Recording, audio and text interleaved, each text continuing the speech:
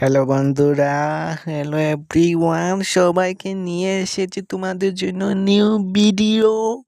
স্বদেশ উদ্যান লেকচার কত হবে আমি জানি না, আমি ভিডিও রেকর্ড করে দিয়েছি এমনিতেই।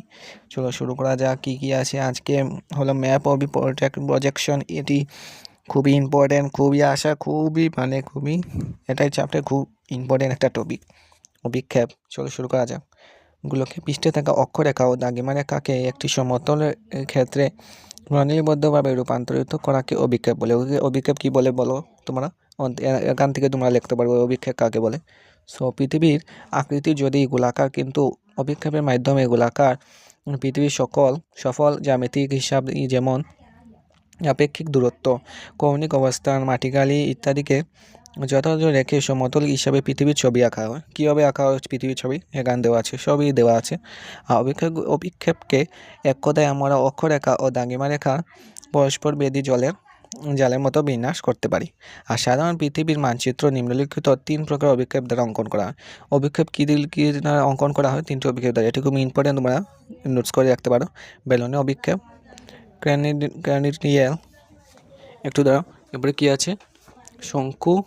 শঙ্কু সদৃশ অভিক্ষেপ, এরপরে শীর্ষকেন্দ্রের অভিক্ষেপ। এখন আমরা আলোচনা করব বেলনাকার অভিক্ষেপ নিয়ে।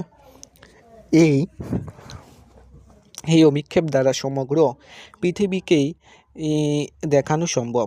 সহজ কল্পনায় বলা যায়, যদি একটি সিলিন্ডার আকৃতিকে সম্পূর্ণ পৃথিবীর ম্যাপ দ্বারা মুড়ে দেওয়া হয়, তবে তা বেলনাকার অভিক্ষেপ রূপ প্রকাশ করবে।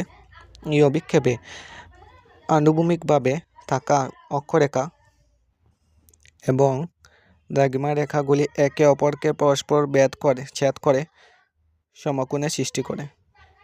এই ধরনের অভিক্ষেপ এবং নিরক্ষরেখা বা ইকুয়েটর এর মাঝামাঝি স্থানে অবস্থান করে এবং দুটি মেরু উপর নিচে থাকে। অক্ষরেখা এবং দাগিমা রেখা সরলরেখা থাকার ফলে এরা একে অপরকে ছেদ করে গ্রিড আকৃতির সমকোণ সৃষ্টি করে। যদিও বেলনাকার অভিক্ষেপ আয়তাকার, তবুও এই অভিক্ষেপের দুর্বল অংশ রয়েছে। এর দুর্বল অংশ মেরু অঞ্চলের সাথে জড়িত, সেখানে পৃথিবী আকৃতি অল্প হলেও বিকৃতি দেখায়। আবার বিষুব